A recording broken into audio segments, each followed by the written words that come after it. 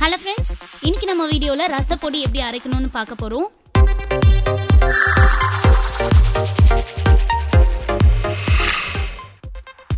ஒரு panல 1/4 கப் தோரம்பருப்பு போட்டுக்கிறேன். இது கூட ஒரு 5-6 காஞ்ச மிளகாய் போட்டு நல்லா வறுத்துக்கலாம். இது கொஞ்ச நேரம் நல்லா பொன்னிறமா ஆகுற அளவுக்கு வறுத்துக்கோங்க. இது நல்லாவே ஃப்ரை பண்ணியாச்சு. இப்போ இத நம்ம தனியா எடுத்து வச்சுக்கலாம்.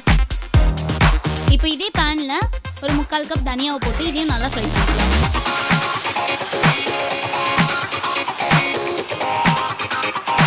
இதை நல்லா ஃப்ரை பண்ணியாச்சு. இதையும் நம்ம ஒரு பவுல்ல எடுத்து வச்சுக்கலாம்.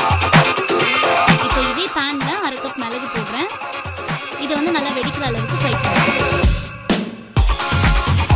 இதை ஃப்ரை பண்ணியாச்சு. இதை நம்ம தனியா எடுத்து வச்சுக்கலாம். இப்போ இதே panல ஒரு 1/4 கப் சீரகத்தை போட்டு நல்லா பொன்னிறமா ஆகுற அளவுக்கு வறுத்துக்கலாம். பாருங்க, சீரகம் நல்லா பொன்னிறமா வறுத்தாச்சு. இதை ஒரு பவுல்ல எடுத்து வச்சுக்கலாம். இப்போ ஒரு மிக்ஸி கப்ல நம்ம வறுத்து வச்சிருக்க எல்லா திங்ஸையும் போட்டு நல்லா அரைச்சிக்கலாம்.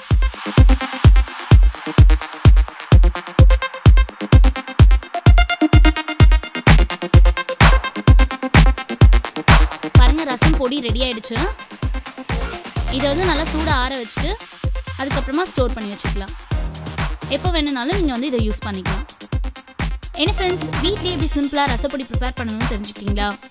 ஸோ உங்கள் வீட்டில் ரசம் வைக்கும்போது இந்த பொடியை அரைச்சி ட்ரை பண்ணி பாருங்கள். ஒரு சூப்பரான டேஸ்ட் கிடைக்கும். இந்த மாதிரி இன்னும் நிறைய வீடியோஸோட நெக்ஸ்ட் டைம் நான் உங்களை மீட் பண்ணுறேன்.